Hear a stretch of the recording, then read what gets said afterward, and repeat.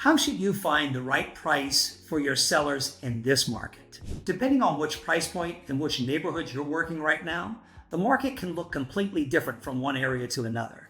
So I think it makes pricing really difficult in this kind of a market, where you may have deficiency in quantity in one market, you may have a glut in the other. And so I think really figuring out how to precision price is critical in this market. I have a few ideas on to help you with this strategy.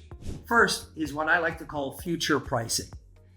We have a tough job. We're looking in the rearview mirror to determine what's happening in the future. And so what I always try to do is estimate where I think the property is going to be valued 2 months from now, and then work backwards into a strategy, communicate that with your seller so that they understand where you're headed. Second is to be kind, clear, and loud with your client. What I mean by that is that nobody wants a yes man or a yes woman.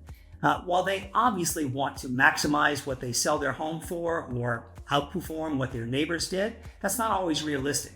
So I think setting the tone in the beginning is critical so that you are the voice of reason and that they trust you throughout the entire process. And finally, I think you need to be really selective about who it is that you work with. If you have a seller that you have a sense is not going to listen to your advice or be realistic about what's happening in this market, they may not be the right client for you.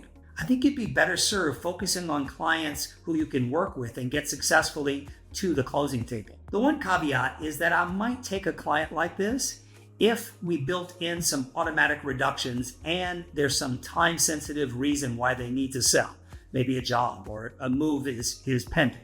Then I might take a more difficult client this way. If you want to nail your listing price and you don't feel 100% confident, you need hands-on leadership. Reach out to me. I'd love to help you develop a strategy on how to successfully do this every time.